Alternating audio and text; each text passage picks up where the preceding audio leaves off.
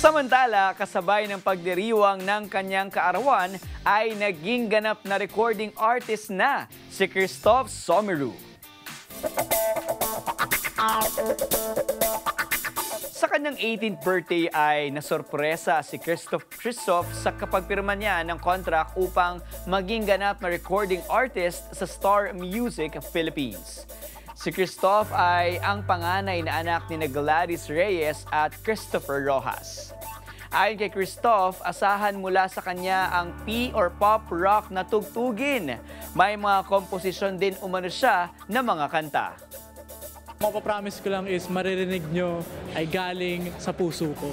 Well, syempre, based on personal experience, at tsaka gusto ko siyang ilagay sa category ng rock, syempre. At, pero hindi lang for the sake of putting it sa rock. Syempre, gusto ko pa rin i-cater sa mga Pilipino. So, gusto ko po na magustuhan nila. Suportado naman ng mag-asawa ang journey at tatahakin ng kanilang panganay.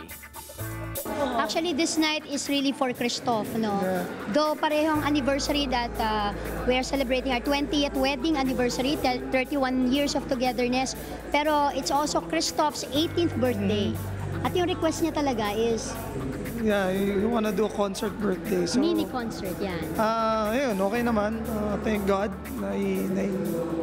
naitawid naman namin. Tsaka nandito yung mga talagang inimbitahan at gusto niyang makita, syempre, mga blockmates niya sa UP, sa kanilang school dati, Bannister, and also our family, loved ones from show business, even non-showbiz, mga doctors, mga doctors ko, no? Simula nung una kong anak hanggang doon sa bunso, nakita namin, Mara Clara family, of course, lahat halos sa mga mahal namin. Kaya, salamat. We're just grateful to God for this another successful event and milestones of our lives. Kahit busy siya, extracurricular activities or active yan sa mga yung non-academic works, pero hindi niya pinababayaan yung pag-aaral niya. He's doing good in UP.